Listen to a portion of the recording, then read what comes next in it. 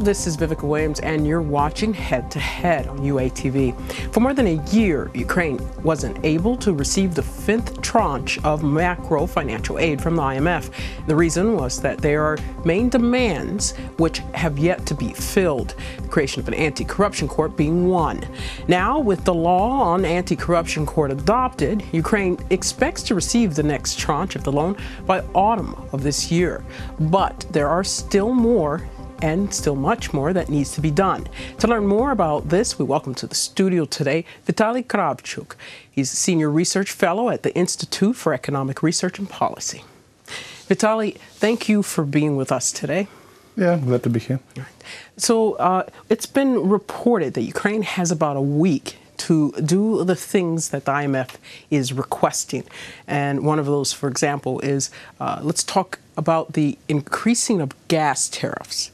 Yeah. And the Prime Minister Grossman recently said that he doesn't want to increase gas prices and actually would like to reduce them for household customers.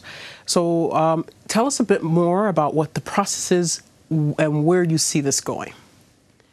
Well, it's a little bit difficult. For example, for the anti-corruption court, we do need the parliament to pass a decision, which is still yet to come, but it's hoped that it will come soon.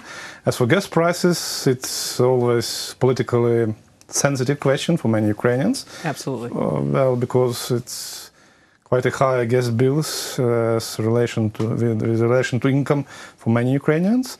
So if they increase even further, it's not pleasant, I guess. And Mr. Grossman, who is quite aware that in 1 year there will be elections. There will be elections first for the president, then for the Rada. It's also a very popular decision to make. But on the other hand, given that we have quite a lot of external debt to repay in this year and over the next few years, the boost to the Ukraine's credit rating from continued cooperation with IMF is quite necessary. So yeah, I would expect that despite this consideration would prevail, because it can lead to even bigger problems if debt issues will come to the forefront and the election season. So it won't be nice. Do you see then it's a possibility of them increasing the gas prices for the purpose of meeting the IMF tranche, but relenting once they've received the money? Is that a possibility? Yeah, I don't see that it's happening.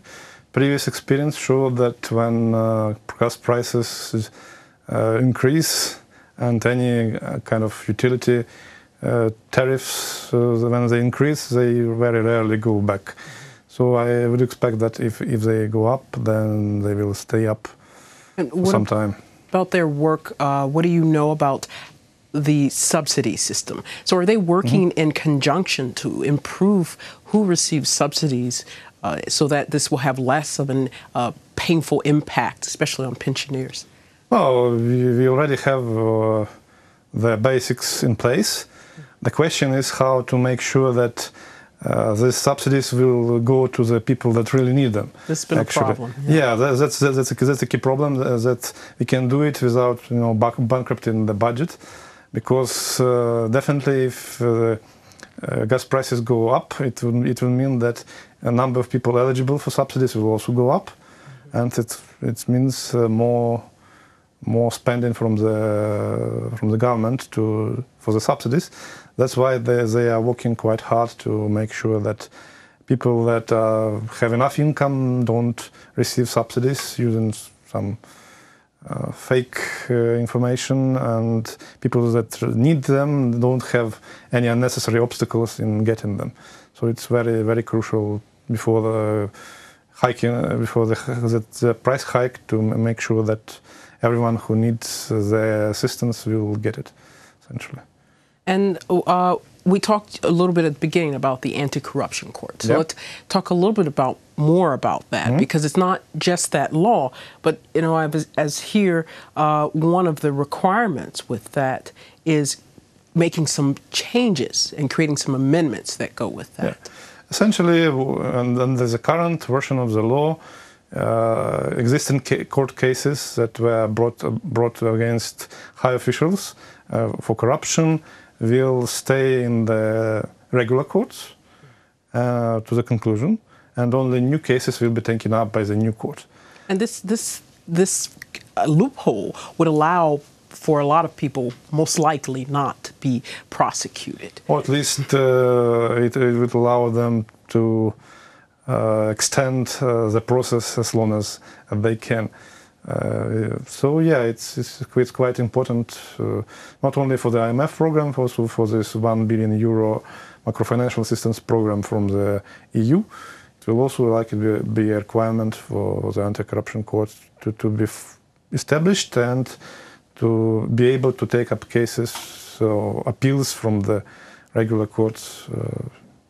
And let's go back to what you said about that 1 billion loan assistance from the EU. So the EU did approve this, but it comes with, of course, conditions, and the major condition there is meeting the IMF requirements. Yeah. And this loan, is a major, has I think a 0.001 interest rate, something that's negligible as an interest rate.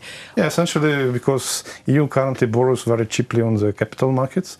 It can pass on this. It doesn't charge Ukraine any high surcharges on top of that. So it would mean, that so this loan will be very cheap. And by not meeting the IMF requirements, Ukraine wouldn't just lose out on the immediate needs of the IMF tranche. They would lose out on this $1 billion in loans as well. Yeah, €1 billion. €1 billion, which is a bit more than dollars. Yeah, and given that it's likely that that at least half of this money will we also may receive it this year, so it's not very distant. Yeah. By anti-corruption court means access to IMF and access to the macrofinancial assistance. So it's quite a bit of money on the stake, and which will be needed for Ukraine. So do you see then that the government is going to relent on these requirements put forth by the IMF and actually meet them despite the political risk to it? Well, it will depend on essentially what will be the compromise, because they still need to figure out what will be the size of this price hike exactly be. If it's 10%, or it's 50% or whatever. So depending on the size of the increase, it will be more or less politically difficult to sell it to the population. So how will they find out what the increase should be? Well, the basic idea is that the gas price for households should cover imports plus transport costs to their homes. Of course, there is different discussions that say, okay, we cover more or less half of our gas from domestic production, so maybe it should be import cost minus transport. Mm-hmm. Trying to balance with this, maybe there's a look at... So there is some leeway of what exactly should be. So the basic idea, that you cannot essentially arbitrage. You cannot pick and choose. So essentially, gas that is sent to households costs more or less the same that for other customers, essentially. For industry, right. So you can't. So there is no options for some kind of fraud where you inflate the gas sent to households, then you profit, and it's not good for business, it's not good for corruption. So the idea that, but within this key idea, there is a little bit of leeway of how high the price should be exactly, and that probably will be the topic of the discussions between the IMF and the government. And one last question. I know when I worked in energy a couple of years ago, during the Yanukovych era, that at the time, households were paying about 28%, this is about 6 years ago, 28% of the actual cost of gas delivery, imports, and all of this. So do you have an idea of what it's at now?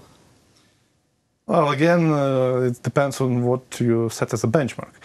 Essentially, now there is no explicit subsidy. Subsidy is through the low price that gas production companies sells to the Naftogaz, essentially below, which is higher than cost, but below the market price. So this kind of... It's kind of hard to determine. Yeah. So what is 100% is difficult to say, but I would guesstimate 70 to 80%. So it's been a big increase, but still. Yeah. At the time of the increase, it was 100% cover. So when there was this huge 3 times increase in gas price, at the time it was more or less covering the import price. But now, because of higher oil prices, we have higher, and so energy prices are now higher than 2 years ago, essentially, and this means that import costs are also higher, and essentially that's a problem for the households and for the government. Absolutely. And we will see how this unfolds in a very short amount of time, in the next few days until weeks, and we'll be able to see what comes of this, and we'll have you back on, hopefully, to be able to give us kind of an after view of what happened, what should have happened, and maybe where Ukraine's going to go from there. Yeah, let's hope we'll meet again. Thank you so much for joining us today, Vitaliy. Yeah, I was glad to be here. And that was Vitaliy Kravchuk, Senior Research Fellow at the Institute for Economic Research and Policy. Thank you for watching, and stay tuned to UATV.